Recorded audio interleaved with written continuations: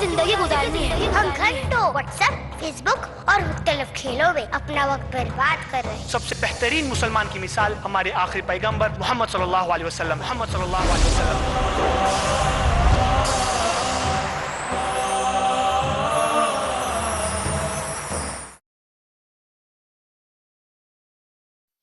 Media का दूसरा तरीका इस्लाम को बदनाम करने के लिए कि वो अक्सर हदीस और कुरान में से आयतों का हवाला बिल्कुल सियाक के खिलाफ देता है, यानी आउट ऑफ कॉन्टेक्स्ट देता है। और एक आयत बार बार मीडिया में दोहराई जाती है, वो है सूरह तौबा सूरह नंबर 9 आयत नंबर 5 की, जिसको लेकर मीडिया कहता है कि इसमें लिखा है कि जहां भी तुम काफिरों को पाओ उनका कत्ल करो। और जब आप कुरान मजीद खोलेंगे, सूरह तौबा सूरह नंबर 9 आयत नंबर 5 पढ़ेंगे, तो सचमुच यही लिखा है, फ़क़्तुलुल मुशरिकीना हैसु वजदतुमूहुम, कि कत्ल करो मुशरिकों का जहां भी तुम उन्हें पाओ। लेकिन यह आयत पस मंजर के खिलाफ है, यानी आउट ऑफ कॉन्टेक्स्ट है। अगर आपको इस्लाम का पैगाम जानना है तो पहले पस मंजर पढ़ना पड़ेगा। जब हम सूरह तौबा सूरह नंबर 9 आयत नंबर 1 का पस मंजर पढ़ते हैं तो पता चलता है कि मक्के के मुशरिकों और मुसलमानों के बीच एक सुलह थी, एक समझौते का जिक्र था, और इस सुलह को मुशरिकों ने तोड़ दिया था। तो अल्लाह सुब्हान व तआला आयत नंबर 5 में उन मुशरिकों को खबरदार करते हैं कि 4 महीनों में सुधर जाओ वरना ऐलान जंग। तो इसी सियाक में तो अल्लाह सुब्हान व तआला कहते हैं कि जहां भी तुम काफिरों को पाओ या दुश्मनों को पाओ मैदान जंग में उनका कत्ल करो। तो यह आयत मैदान जंग की है, आम की नहीं। मिसाल के तौर पर अमेरिका और वियतनाम के बीच एक जंग चल रही है।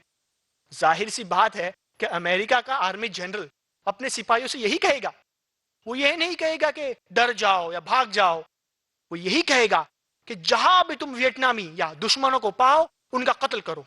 इसी सियाक में तो अल्लाह सुब्हान व तआला कहता है कि जहां भी तुम काफिरों को या दुश्मनों को पाओ मैदान जंग में उनका कत्ल करो। लेकिन अक्सर दुश्मनान इस्लाम इसे समझ नहीं पाते। मीडिया का तीसरा तरीका इस्लाम को बदनाम करने के लिए, ये मीडिया कुरान और हदीस में से कुछ अल्फाज लेता है, उसका गलत तर्जुमा करता है और इस्लाम को बदनाम करता है।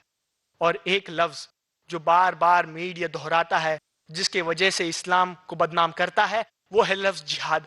और उसे ऐसा पेश करता है कि जिहाद का माने गलत ही हो जाता है। मीडिया कहता है कि जिहाद का माने जब भी कोई भी मुसलमान किसी भी वजह के लिए जंग करता है उसे जिहाद कहते हैं, चाहे वो माली वजह के लिए हो, ताकत के लिए हो, इलाके के लिए हो या जाती वजह के लिए हो, उसे जिहाद कहते हैं। और ये गलत फहमी सिर्फ गैर मुस्लिमों में नहीं बल्कि कई मुसलमानों में भी है कि वो भी यही समझते हैं कि जब भी कोई मुसलमान किसी भी वजह के लिए जंग करता है उसे जिहाद कहते हैं। और ये जिहाद का माना बिल्कुल नहीं है। जिहाद आता है अरबी लफ्ज जहादा से, जिसका माना है जिद्दोजहद करना।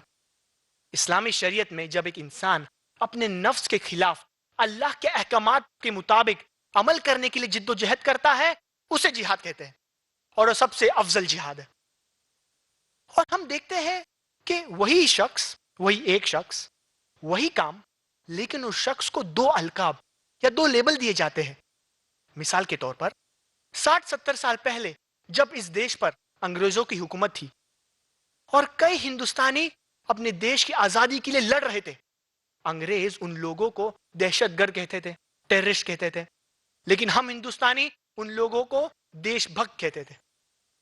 वही लोग, वही काम, लेकिन 2 अलकाब। अगर आप अंग्रेजों की नजरिए से मुत्तफिक है कि अंग्रेजों को हिंदुस्तान पर हुकूमत करने का हक था, तो आप उन लोगों को दहशतगर्द कहेंगे। लेकिन अगर आप हम हिंदुस्तानियों के नजरिए से मुत्तफिक है कि अंग्रेज हिंदुस्तान में तिजारत के लिए आए थे, उनको हिंदुस्तान पर हुकूमत करने का कोई हक नहीं, तो आप उन लोगों को देशभक्त कहेंगे। तो इसीलिए मैं कहता हूं कि लक़ब देने से पहले जांच करिए कि किस वजह से वो शख्स जिद्दोजहद करता है। एक दूसरी मिसाल, हम जानते हैं कि 18वीं सदी के आखिरी में जब अमेरिका में एक रेवोल्यूशन था और ब्रिटिश अमेरिका पर हुकूमत कर रही थी, तो कई अमरीकी अपने देश की आजादी के लिए लड़ रहे थे। तो उन लोगों को वो ब्रिटिश दहशतगर्द कहते थे, और उनमें से अव्वल नंबर जो था वो था जॉर्ज वॉशिंगटन बेंजामिन फ्रैंकलिन, और उस हुकूमत के नजदीक जॉर्ज वॉशिंगटन टेररिस्ट नंबर 1 था। जब अमेरिका को आजादी मिलती है तो George Washington terrorist number 1 USA का प्रेसिडेंट बन जाता है। गौर कीजिए, दहशतगर्द नंबर 1, टेररिस्ट नंबर 1 यूएसए का प्रेसिडेंट बन जाता है। और इसे कई मिसालें पेश कर सकता हूं। मिसाल के तौर पर हम जानते हैं जब साउथ अफ्रीका में गोरों की हुकूमत थी या अपार्टेड सिस्टम था, तो इस अपार्टेड सिस्टम ने नेल्सन मंडेला को 25 साल रॉबिन आइलैंड में कैद किया था। और उस हुकूमत के नजदीक नेल्सन मंडेला दहशतगर्द नंबर 1 था।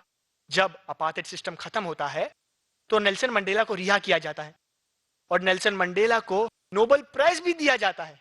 गौर कीजिए, दहशतगर्द नंबर 1 जो 25 साल रॉबिन आइलैंड में कैद किया गया था, उसे ही नोबेल प्राइज दिया जाता है। ऐसा भी नहीं कि पहले कुछ बुरा था फिर अच्छा बना, नहीं, वही काम के लिए जिसके लिए उसे कैद किया गया, वही काम के लिए उसे नोबेल प्राइज भी दिया जाता है। तो हमें यह पता चलता है कि हम देखते हैं कि ताकत किसके पास है, और जब भी कोई ताकतवर किसी पर लेबल लगा देता है, लक़ब लगा देता है, वो लक़ब उस पर चिपक जाता है। लेकिन इस्लाम में ताकतवर हमेशा सही नहीं, हक हमेशा सही है। चाहे वो अमीर हो या गरीब, काला हो या गोरा, राजा हो या फकीर। अल्लाह सुब्हानहू व तआला फरमाते हैं सूरह इसरा सूरह नंबर 17 आयत नंबर 81 में, वकुल जाल हक व ज़हक़ल बातिल इन्नल बातिल काना ज़हूक़ा। और ऐलान कर दीजिए कि हक आ चुका है और बातिल नाबूद हो गया है। यकीनन बातिल था नाबूद होने वाला। मीडिया का चौथा तरीका इस्लाम को बदनाम करने के लिए, जिसे हम कहेंगे डबल स्टैंडर्ड, या उर्दू लफ्ज में हम कहेंगे दोहरा मियार या दोगलापन। जब एक मुस्लिम खातून हिजाब करती है तो मीडिया कहता है कि मुसलमान उस पर जुल्म कर रहे हैं, इस्लाम उस पर जुल्म कर रहा है। क्यों? क्योंकि वो पर्दा करती है। जब दूसरी तरफ हम देखेंगे कि ईसाई खातून वो भी पर्दा करती है, वो भी अपना सर ढकती है, पर उसे कहा जाता है वाह कितनी मॉडेस्ट है। क्यों दोहरा मियार? जब एक मुस्लिमा पर्दा करती है, हिजाब करती है, तो इस्लाम जुल्म कर रहा है, और जब एक ईसाई खातून पर्दा करती है, वो भी हिजाब करती है, तो कहा जाता है कितनी महज़िबा है, कितनी सहिस्ता है, कितनी मॉडेस्ट है। क्यों डबल स्टैंडर्ड? जब एक मुसलमान दाढ़ी और टोपी पहनता है तो कहा जाता है कि दहशतगर्द है, ये दाढ़ी और टोपी वाला दहशतगर्द है, टेररिस्ट है। और दूसरी तरफ जब एक सिख वो भी दाढ़ी और पगड़ी पहनता है तो कहा जाता है वाह कितना मजहबी इंसान है, अपने मजहब को कितना पालन करता है। क्यों डबल स्टैंडर्ड?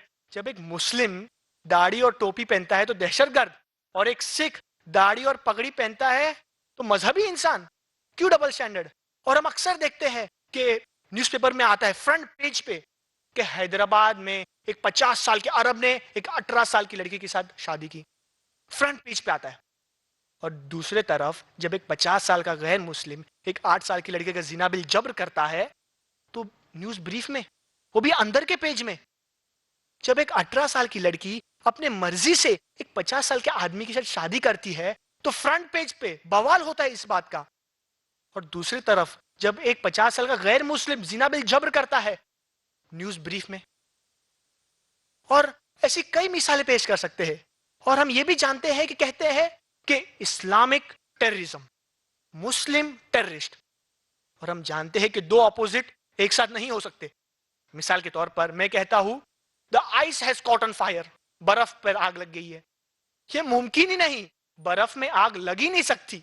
या मैं कहूं 4 कोने वाला मुसल्लस या 4 साइडेड ट्रायंगल, यह हो ही नहीं सकता क्योंकि ट्रायंगल को सिर्फ 3 साइड होते हैं। इसी तरह इस्लामिक टेररिज्म, इस्लाम का माना है अमन और टेररिस्ट का माना है अमन के खिलाफ। इस्लामिक टेररिज्म हो ही नहीं सकता। हो सकता है कि जो शख्स अपने आप को मुसलमान कहता है वो कुछ इस्लाम के खिलाफ करता है तो उसे हम मुस्लिम टेररिस्ट नहीं कहेंगे क्योंकि वो इस्लाम से भटक गया है, वो इस्लाम नहीं है क्योंकि वो बेगुनाह लोगों को कत्ल कर रहा है। और हम ये भी जानते हैं कि क्रिश्चियन में भी 2 ग्रुप है, एक कैथोलिक और एक प्रोटेस्टेंट। लेकिन कैथोलिक लोगों को कभी कहा नहीं जाता कि ये कैथोलिक टेररिस्ट है या क्रिश्चियन टेररिस्ट है। इन्हें IRA, आयरिश रिपब्लिकन आर्मी कहा जाता है। इन्हें इलाके की बुनियाद पर जाना जाता है, मजहबी बुनियाद पर नहीं। हम तमिल टाइगर्स को जानते हैं, LTTE, liberation Tamil tigers of इलम। इनको कभी हिंदू टेररिस्ट नहीं कहा जाता। क्यों? क्योंकि ये मुसलमान नहीं है। हम आसाम के उल्फा को जानते हैं, ULFA, United liberation front of Assam. ये खुसूसन टेररिस्ट ऑर्गेनाइजेशन है जो खुसूसन मुसलमानों को कत्ल करती है, लेकिन इन्हें कभी हिंदू टेररिस्ट नहीं कहा जाता। और जब एक मुसलमान पकड़ा जाता है तो कहा जाता है कि मुस्लिम टेररिस्ट, इस्लामिक टेररिज्म। मिसाल के तौर पर हम जानते हैं कि 16 अप्रैल 1995 में जब USA में एक बॉम्ब ब्लास्ट हुआ ओक्लाहोमा बॉम्ब ब्लास्ट, जो यूएसए का सबसे बड़ा बॉम्ब ब्लास्ट था। तो पहले न्यूज आती है कि मिडिल ईस्ट कॉन्स्पिरेसी लगातार हफ्तों तक, और जब बाद में पता चलता है कि 2 अमेरिकियों ने ही किया था, टॉम एंड टेरी, तो न्यूज ब्रीफ में बस एक बार आता है, बस खलास। पूरा हफ्ते हर रोज आता था मिडिल ईस्ट कॉन्स्पिरेसी। फिर पता चला कि मिडिल ईस्ट कॉन्स्पिरेसी नहीं है, बस एक बार आता है। और ये मिसाल हम मुंबई में भी पा सकते हैं। जब मुंबई में बॉम्ब ब्लास्ट हुआ तो प्राइम सस्पेक्ट मुस्लिम, शक के दायरे में सबसे ज्यादा मुसलमान थे, और मीडिया हेडलाइंस देती है कि सुभान Qureshi is the mastermind of bomb blast. और मीडिया ये दिखाती है कि पुलिस कहती है कि सुभान Qureshi is the mastermind of bomb blast, लेकिन जॉइंट कमिश्नर ऑफ पुलिस ने कहा कि पुलिस ने कभी कहा ही नहीं कि सुभान कुरैशी इज द मास्टरमाइंड। ये तो मीडिया का क्रिएशन है, मीडिया का फलसफा है। इसलिए अगर कुछ भी न्यूज मीडिया देती है तो हमें उसे चेक करना चाहिए, क्योंकि मीडिया पुलिस के खिलाफ भी कह सकती है। अगर मीडिया पुलिस के खिलाफ कहकर भी बच सकती है तो हम आम हिंदुस्तानी क्या कर सकते हैं उसके बारे में।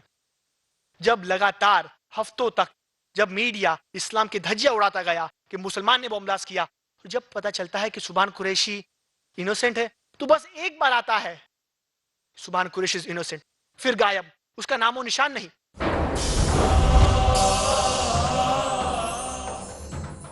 لبيك اللهم لبيك لبيك اللهم لبيك لبيك لا شريك لك لبيك لا شريك لك لبيك إن الحمد والنعمة لك والملك لا شريك لك يا ضياء الصدور يا سراج البدور أحينا بالهدى من ظلام القبور وزعمتم ہو نصارات و تمدن میں ہنود، یہ مسلمان ہیں جنہیں دیکھ کے شرمائے یہود۔ یوں تو سید بھی ہو، مرزا بھی ہو، افغان بھی ہو، تم سب کچھ ہو، بتاؤ تو مسلمان بھی ہو۔ محترم ناظرین، مسلمان کو مسلمان بنانے کے لیے وہ اخلاق و صفات جو رحمان کو پسند ہیں بتانے کے لیے میں آپ کا دینی بھائی حافظ عبدالقدیر عمری پروگرام لے کر کے آیا ہوں صفات عباد الرحمن۔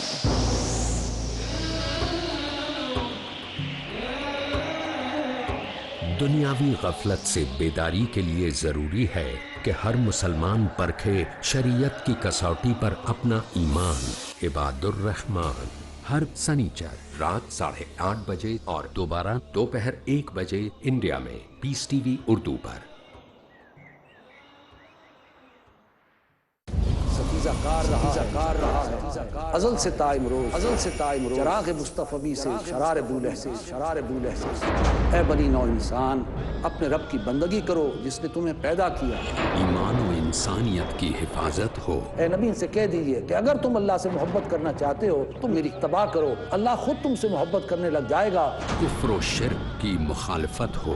اللہ کے سوا کسی کی بندگی نہیں کریں گے اور اللہ کے سوا کسی کو رب نہیں بنائیں گے، بدکاریوں کی مذمت ہو تاکہ تم افراط اور تفرید کے دھکوں سے بچ سکو۔ ڈاکٹر محمد طاہر کھٹوانی۔ اے قرآن والو، قرآن کو تکیہ نہ بنا لینا، جو میری ہدایت کی پیروی کرے گا وہ تو یقیناً کامیاب ہوگا۔ دیجیے اپنے ہر قول و عمل سے مومن ہونے کی پہچان، رب کا فرمان۔ اگلا پروگرام پیس ٹی وی اردو پر۔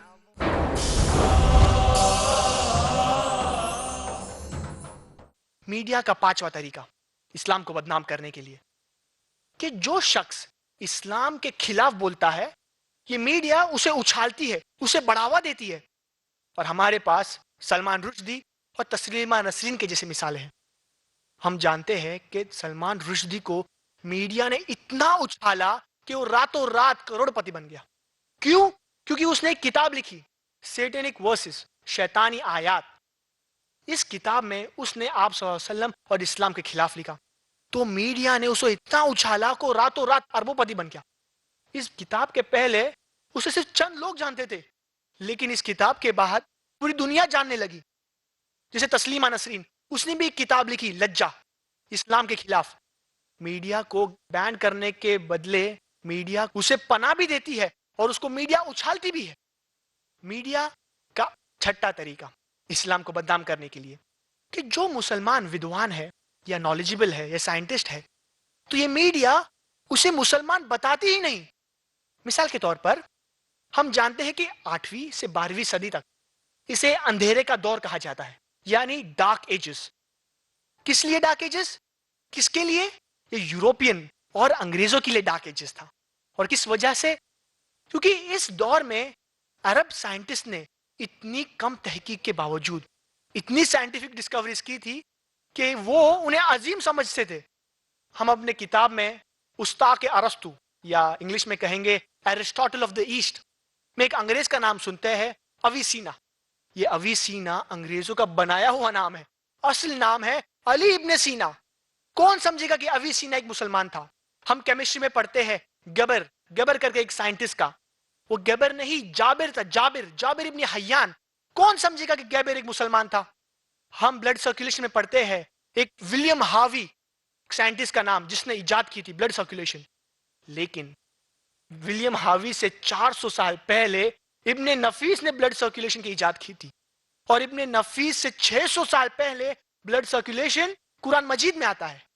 تو یہ میڈیا کیا کرتی ہے کہ جو مسلمان ودوان ہے, باصلاحیت ہے, نالجبل ہے, تو یہ انہیں چھپانے کی کوشش کرتی ہے اور مسلمان بتاتی ہی نہیں ہے. تو یہ تھے کچھ ہتھ کنڈے جو میں نے آپ کے سامنے میڈیا کے پیش کیے. یہ ہم سب بھی جانتے ہیں کہ میڈیا سے اچھے بھی کام کیے جا سکتے ہیں اور برے بھی کام کیے جا سکتے ہیں, پر ہمیں اسے اچھے کام کے لیے استعمال کرنا چاہیے, لیکن ہم یہ نہیں کرتے. لیکن دشمنان اسلام کے خلاف اس میڈیا کو پورا استعمال کرتے ہیں, اور کئی شیوخ, کئی علماء کہتے ہیں کہ میڈیا سے بچو, اور میں ان کے ساتھ ہوں. میڈیا سے بچنا چاہیے.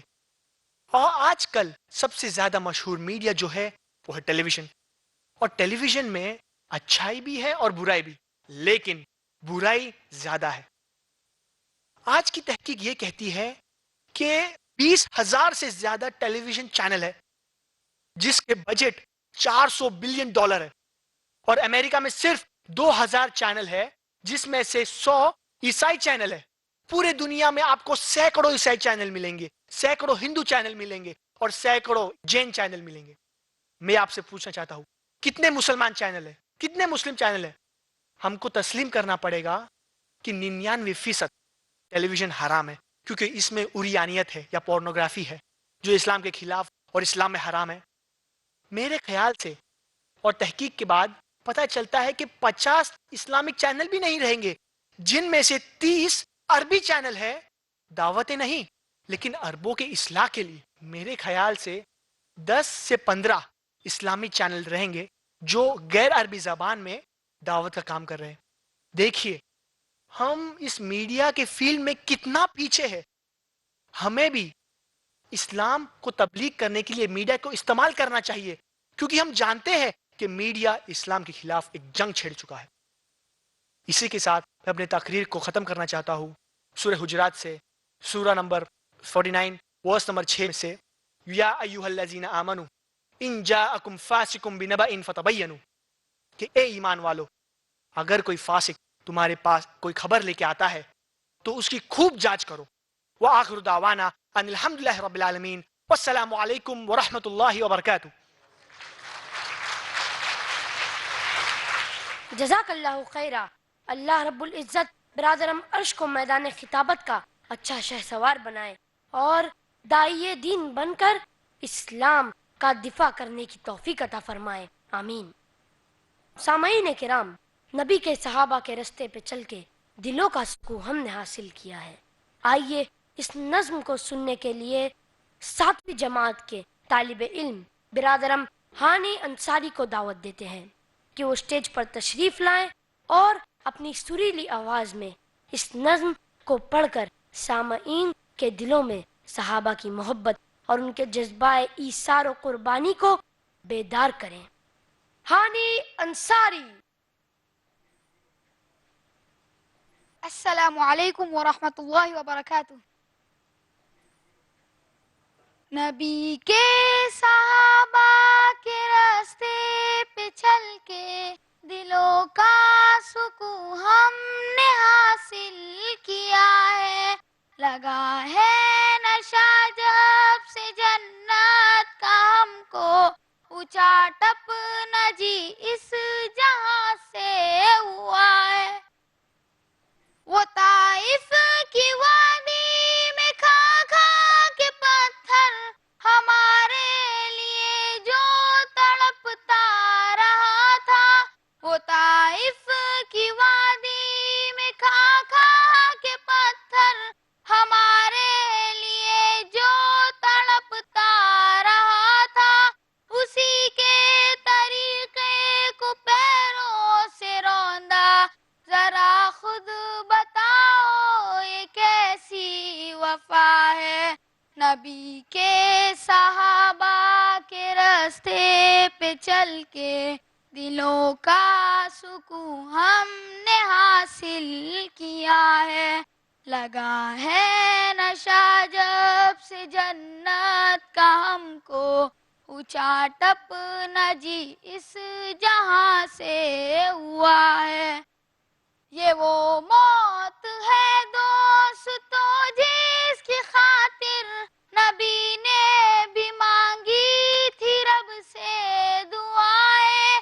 یہ وہ موت ہے دوستو جس کی خاطر نبی نے بھی مانگی تھی رب سے دعائیں. کٹایا ہے اس راہ میں جس نے سر کو خدا کی قسم وہ امر ہو گیا ہے. نبی کے صحابہ کے راستے پہ چل کے دلوں کا سکون ہم نے حاصل کیا ہے. لگا ہے نشہ جب سے جنت کا ہم کو اونچا ٹپ نہ جی اس جہاں سے ہوا ہے. سنو